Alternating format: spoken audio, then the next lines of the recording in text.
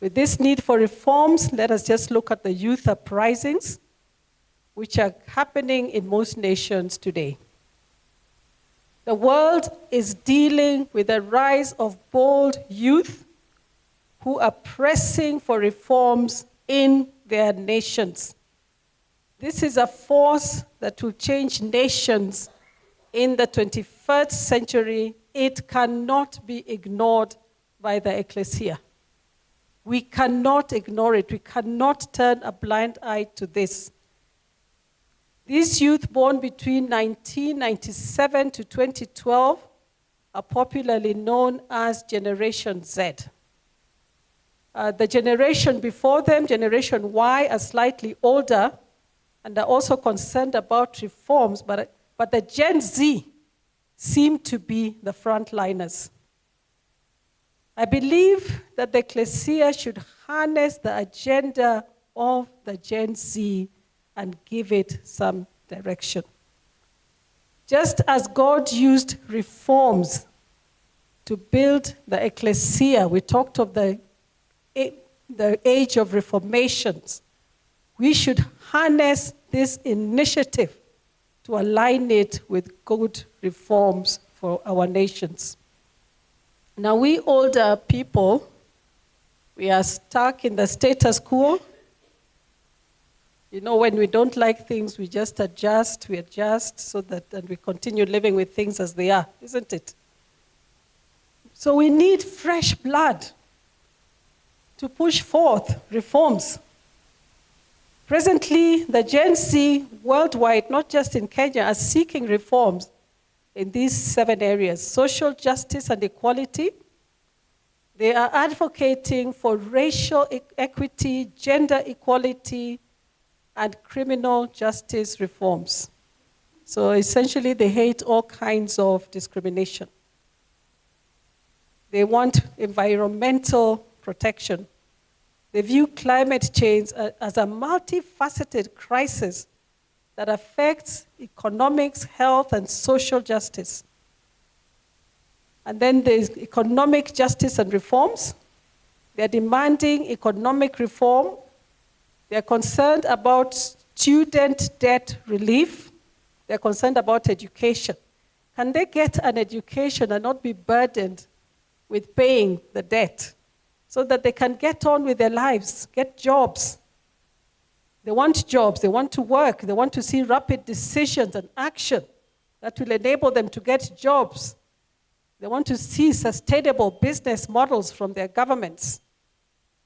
And then there's healthcare accessibility and affordability. They're pushing for improved access to healthcare, mental health support, destigmatization of mental health issues. And then they want government to be accountable and transparent.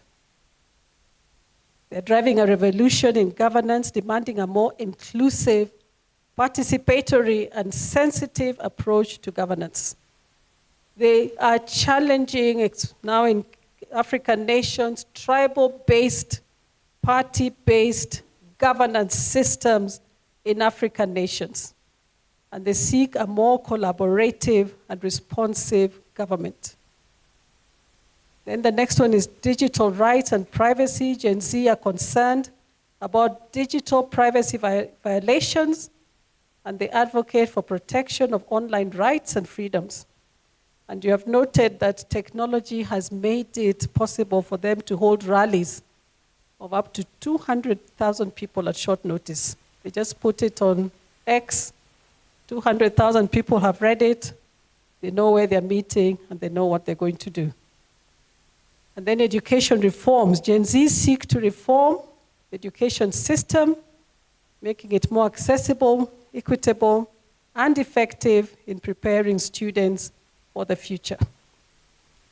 How do these 7 reforms look to you? Do they look good? Is anything wrong with them? Not at all. I believe that the Gen Z have a very, very good agenda. They have a very, very good agenda, and we need to support them. They can bring about successful reforms because they are fearless, they are tribeless, they are partyless. and they're leaderless. But perhaps being leaderless has not helped their cause. That is my opinion. I wish they had strong leaders to help them carry out this agenda. But in Kenya, we definitely need a generation to arise that is free of tribal and party leanings. Because when we lean on our tribes and parties, we don't even care about good governance, long as it's our man who is there. So we need to pray that they will shift the electoral votes in 2027 by voting competence over tribal party leanings. That would answer a prayer I've prayed for the greater part of my life, maybe at least 40 years. That we can vote for people due to competence, not because of their tribe or the party alliances that they belong to. Now, it's unfortunate that Kenyans have not learned to practice peaceful demonstrations. We have confused reforms with rioting, hooliganism, vandalism, and this is what has frustrated the agenda of the Gen Z. Otherwise, they have a good agenda. If they could just push their agenda peacefully, I know that God can use this group of youth to bring about necessary reforms in this 21st century shift.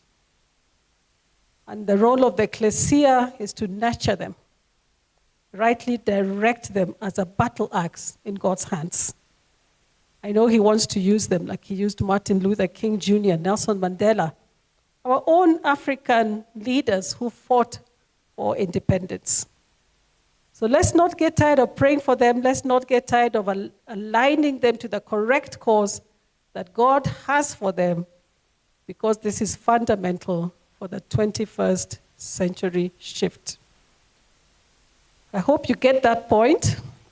I know it's different from the way that we usually teach, but I feel certain that Gen Z are carrying a very significant agenda for nations in the 21st century.